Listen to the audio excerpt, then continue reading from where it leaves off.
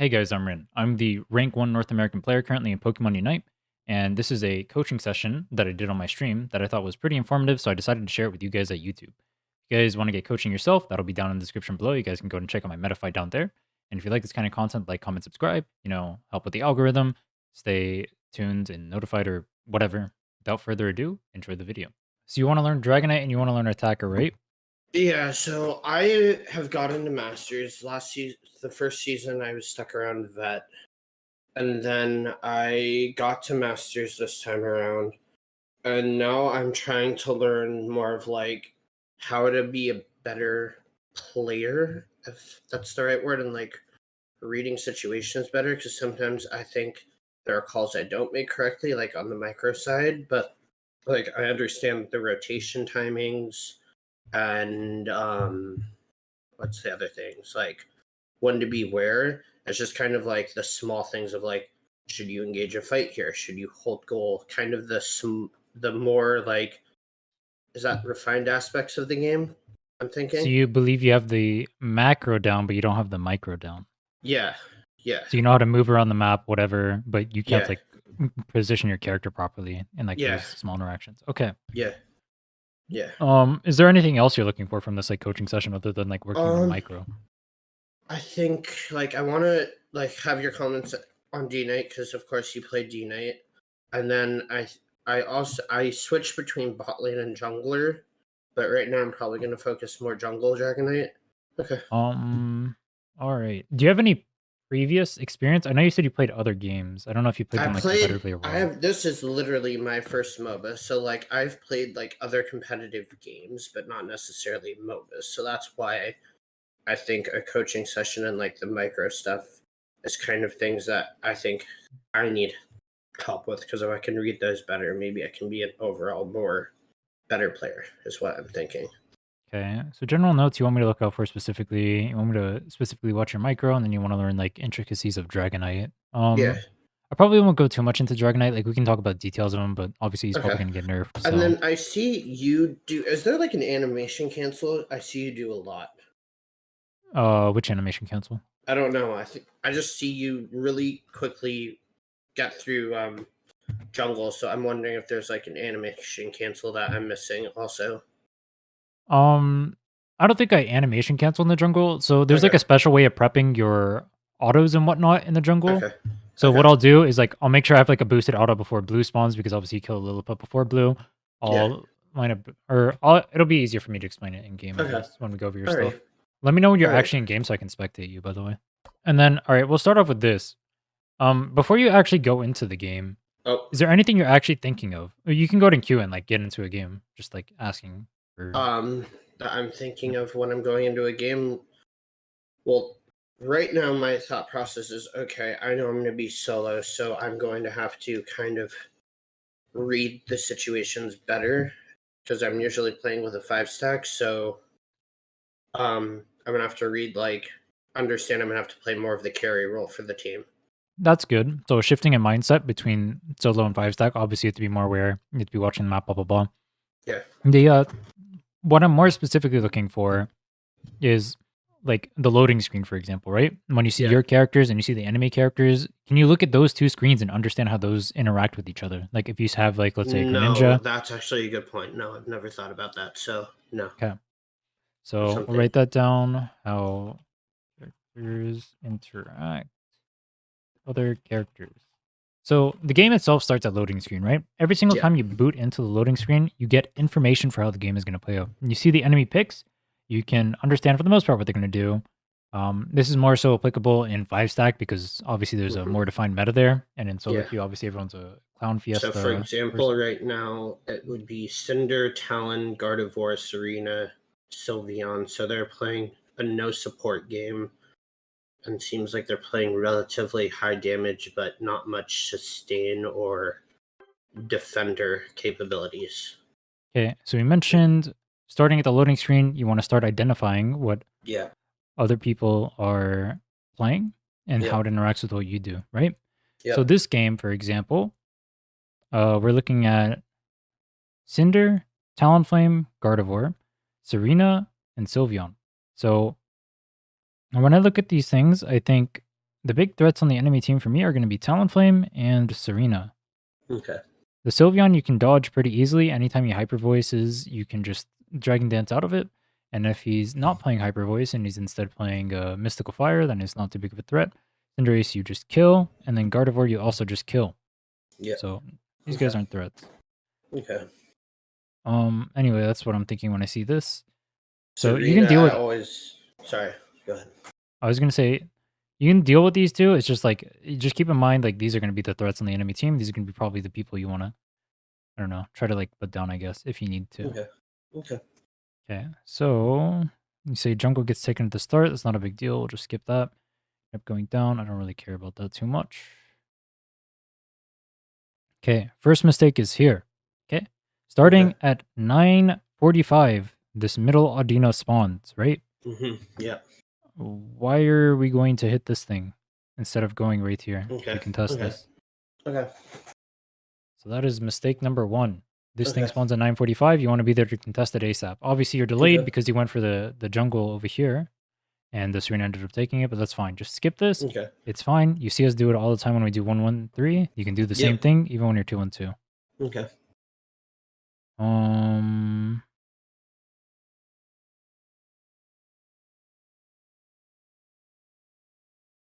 So this is another weird one. You run into melee range in order to use Dragon's Breath. I don't know why you did that. Okay.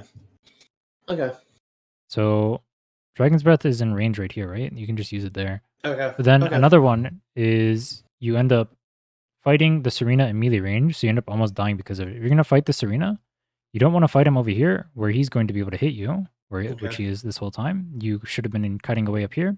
And if he goes this way, you can continue hitting him, right? Okay. Yep. Makes sense. I should have stayed out of melee range, and then if I engage the Serena, stay. So the original game plan should be you should be cutting down this way because you already have space this way. But once you enter this position, you should be cutting up this way. And then I guess I should probably, a better way of wording this is, do you understand why we're cutting up this way right now? Instead of like down here. There's no way for the Ralts to come down and help the Serena then? Or bonds? Yeah, the Serena. Yeah, so the Ralts is cut off because of the Mime. And then on top of this, if the Serena pushes into you, you'll be able to move over this way, and the Mime can come over here and collapse on the Serena, and now you're 2v1 on him, which is going to be pretty big. And then you also pull him further away from his side of the goal, which makes it easier to kill if you need to chase. Okay. Yeah. Okay, you end up winning this, blah, blah, blah, get a berry, start farming, all that stuff is good. Can't really say much about these, you're just farming. Yeah.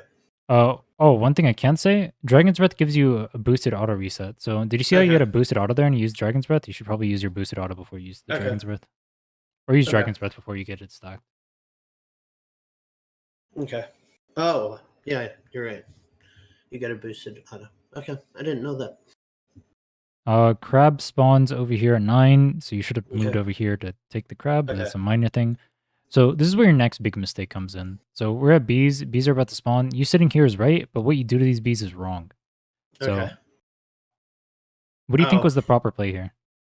Wait for them to engage on it, save Dragon's Breath, and then use Dragon Breath to secure the farm instead of giving them an advantage to secure farm. Correct. Okay. It's good that you can identify that. Yeah. So from here, you have nothing on this side of the map. You only have 2 goals. You know that the mid Aldino is going to spawn up here, and your HP is half. So you can only do one of 2 things. It's either 1, sit on the goal and try to get your health back, or 2, contest mid Aldino. You have no reason to be down here. What do you accomplish from this? I don't know what I was doing. I think I just kind of mindless wandered there. That was my bad. And we end up dying for it. It's whatever. Okay. I should have been up there to contest Aldino. Okay.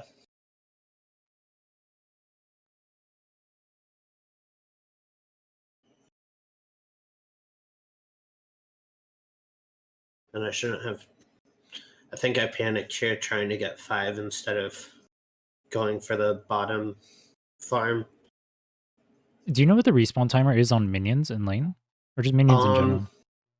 I know the time on Dread bees, and Rotom. Those are the 3 I've memorized. Okay. Do you understand basic mobs? Like if I asked you how long red and blue take to respawn, would you know that? Or Corphish or No, whatever? All no. right. Every single mob that you didn't name so far, so the non-Rotoms, the non-Dreadnoughts, the non-Bees, all those are on a 1-minute respawn timer. So you can Okay, count. So if you kill a mob, you can look at the top and know that a minute from then, the mob's going to be up again. So you can actually plan accordingly to know that the mob is going to be up. So you see how this okay. Aldino is up bot and you're up contesting the top crab and you gave them Yeah, positioning to contest that Aldino? You should be able to be there at that Aldino right now. And you okay, should have been able to pull it and make sure that they couldn't contest it. okay.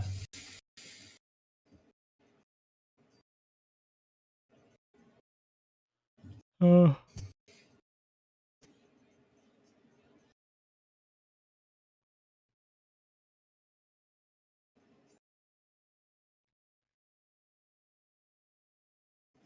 all right. What is the correct play here?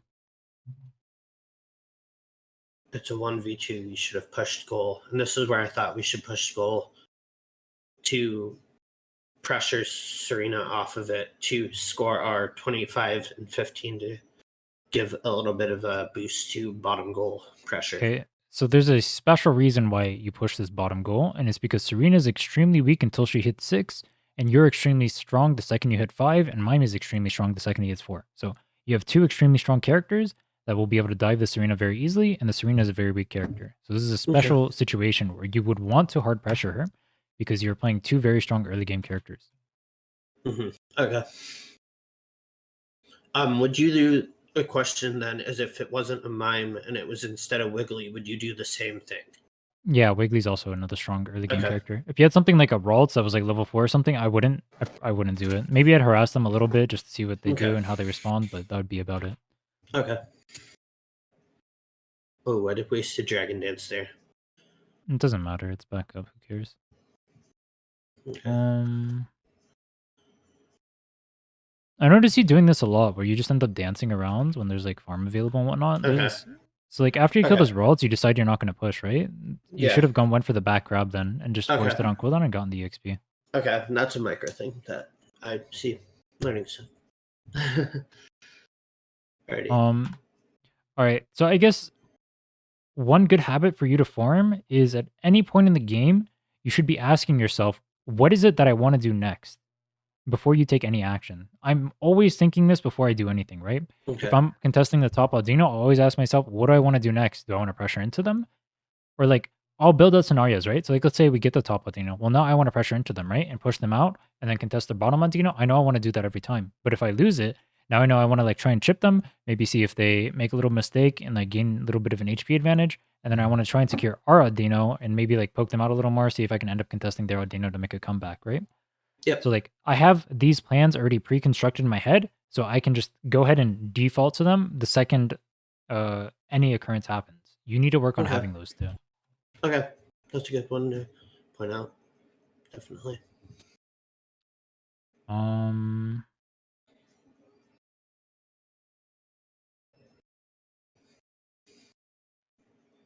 Oh, I gave up bees here. This was another mistake. Nah, actually, I think this is fine. I don't think you can like somewhat contest bees a little more, but like the idea here is fine. You can't really do too much. If you push up too hard, the Serena can kill you. The Talon will just bravery you. You're dead. You don't have flash. Okay. So actually, I think it's fine for you not to contest bees. I think your mistake actually comes after this. So Okay. we'll see it in a second.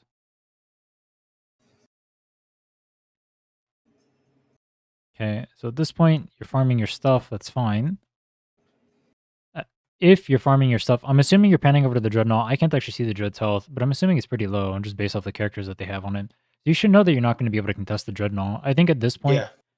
what do you think the proper play is?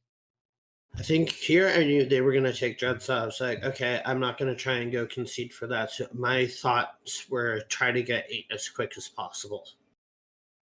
Correct. For Dragonite. Correct. But you don't do that. And instead, after this, you go try to contest them and like fight them for some reason. So what you should do is once you understand that you're not fighting for the Dreadnought, you should be looking for other ways to come back into the game. So this can be Okay. farming and creating a numbered advantage on the other side of the map. It can be invading the enemy jungle and trying to kill them. It could be hiding in bushes and trying to catch people out and killing them. It needs to be something. It's not Okay. coming over here and wasting time to go over to the Dreadnought. Okay. This doesn't really Okay. accomplish anything. And you Okay. don't even end up fighting over here anyway when you come over here. Okay. So I'll write that one. Yeah. Okay. I see the mistake there. I should have gone to either our jungle or middle crabs and tried to contest some farm. Okay.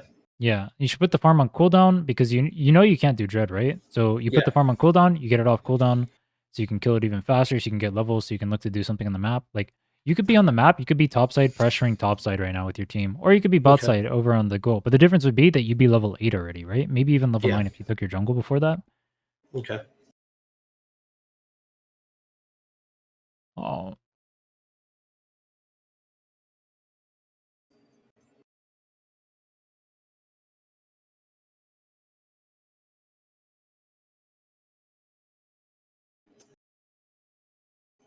Oh, one small thing I wanted to point out there was you can cancel your third auto with Hyper Beam and Dragon Dance and your ult.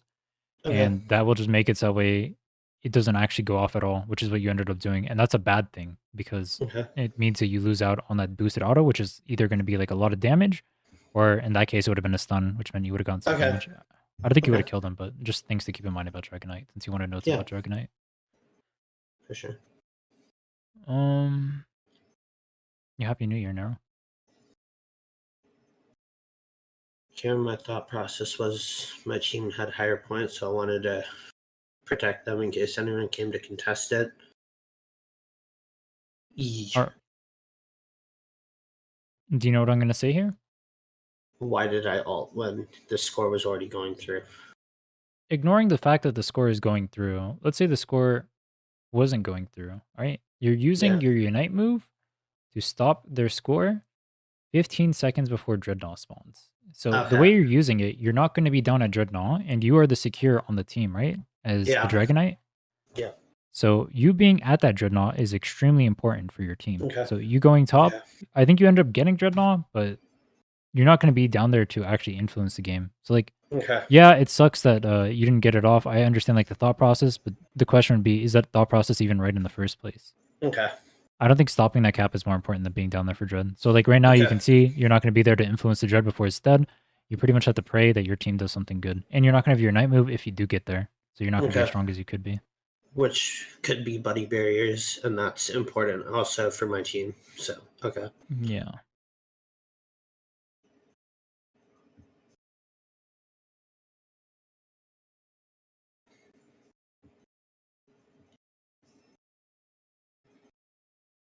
So another thing I noted is you seem to voluntarily put yourself in harm's way. So when we come over here, why are we walking all the way up over here instead of hitting the Dreadnought when you have secure? So they don't have a Dragonite, right? You need to trust yourself to be able to out-secure this against all of them because it makes the game so much easier for you once you learn to do this. Oh, okay. Like, I see what you're saying. I didn't even think about that there. I think I was thinking about like you're tunneling on killing them, but you can just kill the Dreadnought and not put yourself in harm's way like that. You can force them to come into you by doing the objective and getting it low because they know you have the secure, right? So that means they have to go on you instead of going on the Dreadnought.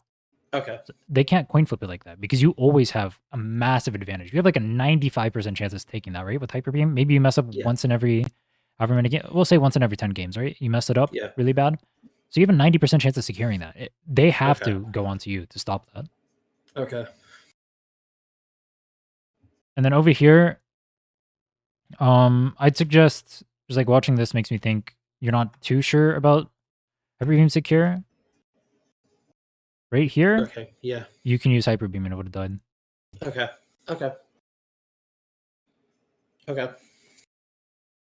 So I used it too late there. I would say go into practice tool and then use that as a means to understand the Hyper Beam ranges. But once again, they're probably going to nerf it, so I wouldn't worry too much about that. Even I expect that to happen. Here, I think I finally realized what you were talking about, which was just doing something since I knew that it was pointless to try and fight the Rotoman. Yeah, so you're not gonna be able to fight the Rotom, so this is actually a correct play. Looking for them. So what you should be doing, actually, you're probably not gonna be able to score bot. I would just take the jungle here. Take Okay. it in their face, Hyper Beam, like this red. You see this red over here to the right side? Yep. Just go Yep. steal this. Okay. You I deny should them have just EXP, gone you get to EXP. steal buffs. Okay. Yeah. Okay.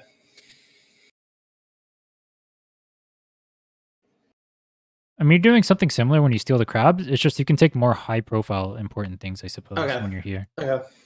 And then you're not at risk because you still have your Unite move, right? Because you're Yep. Dragonite, and you can just use it whenever Yep. you want because you can just double. Okay. Who cares?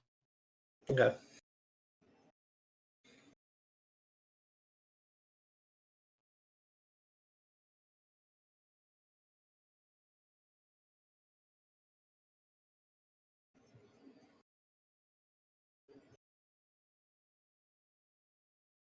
So here I knew it, like, okay, Sylveon's not going to have it. Give my team the buddy barrier, but I think that was also the wrong call, which is something else I was going to point out that I thought about in the moment, because I was like, okay, we're kind of taking a fight we don't really need to take. We should have just either been farming or trying to secure position at Zap, since we knew in 50 seconds Zap was coming. So we should have been either trying to get farm or positioning for the team fight. That's what my afterthoughts were. So yeah, At this obviously point. using your Knight there. Honestly, just because you're Dragonite doesn't matter. It's gonna be back before Zap. Yeah. Who really cares? It's whatever. Who cares? Okay. I'm not too fixated on that. What I'm more fixated on is right here. You're playing on their side of the map at a timing where Zapdos is about to spawn. Mm-hmm. Right? You have 30 seconds until Zapdos has to spawn. You have 50 points. You know for a fact you're not going to square because their whole team is up. You're not going to wipe them over here without using your Unites. And if you use your Unites, then they have a chance to do Zapdos, right? So you're not going to do anything Yep. over here. You're pushing up way too aggressively right here. Okay. You see, this is the Okay. issue. So if Okay. they were coordinated and they all went on you here, there's a chance you could die. Especially since you already used your Unite. Your team is here, but like even like average scenarios, I think if they go on you, your team has to use Unites to save you. Okay. So Okay. just be mindful of like the timing in the game. See how it's like Okay. 227 over here or whatever. Once Yeah. it becomes like 40 seconds until Zap spawns, you have to be really mindful of where you are and what you're doing. Because if you start getting in a fight and if that fight drags out a little bit, you're gonna be dead for Zap if you Okay. die. Okay. And then right here, yeah, this is going way too high fee. And you end Oh up yeah, I dying. did that. Yeah. Okay. So you are currently, you can't see it because my face cam is blocking it. You are currently dead until Zapdos spawns. So what you're doing with that death is you're giving them a chance to coin flip because they can all just rush over to Zapdos right now and they can start it before you're even able to get over there. Okay. So that's an issue. So Okay. this is actually like one of the biggest things. Even I slightly struggle with this. I will end up inting games. I don't know if you saw the last game where I just played Lucario. I actually Yeah. ended up doing this where I killed the Pikachu in their base, but the timing was like 220 or something like that. And I Mm-hmm. ended up dying. And then I was dead until Zapdos was taken. I didn't even get to contest it or anything. I just ended up dying. They got to do Zapdos. There was nothing I could do about it because I just entered. So like even I make this mistake. But this is I'm actually gonna write this down because this is a really important Okay. thing. Be mindful of the time after 240. Be careful when fighting. So it didn't happen this game, but there are other times where third Dreadnought is going to spawn, right? And that third Mm-hmm. Dreadnought will spawn so late that, well, people will still want it, but that fight will end up becoming a Zapdos fight, right? Because it'll spawn at like 220 or whatever. Mm-hmm. So you have to be mindful of that as well. If you're the winning team, you need to try and delay that Dreadnought as long as possible. Did I say Zapdos? Okay. Yeah. I meant Dreadnought. You know what I mean. Yeah. You need to I delay would that Dreadnought as long definitely as possible. agree if this was a scenario where I was alive, I'd have been by Dreadnought to make sure Dreadnought doesn't get secured. Because Well, they could have done Dreadnought's it. not the issue. Dreadnougt's not the issue in this one because obviously it's not going to be up. The Zapdos is the Yeah. issue. I think Yeah. they actually do end up going to Zapdos, but I don't think they kill it in time. I'm not sure. No, they don't end up going to Zapdos. They just end up messing around despite having two of you dead, which is really weird. That's just, I guess, Yeah. uncoordinated solo queue. They could have actually come back into the game right there. It could be dead right now. Yeah.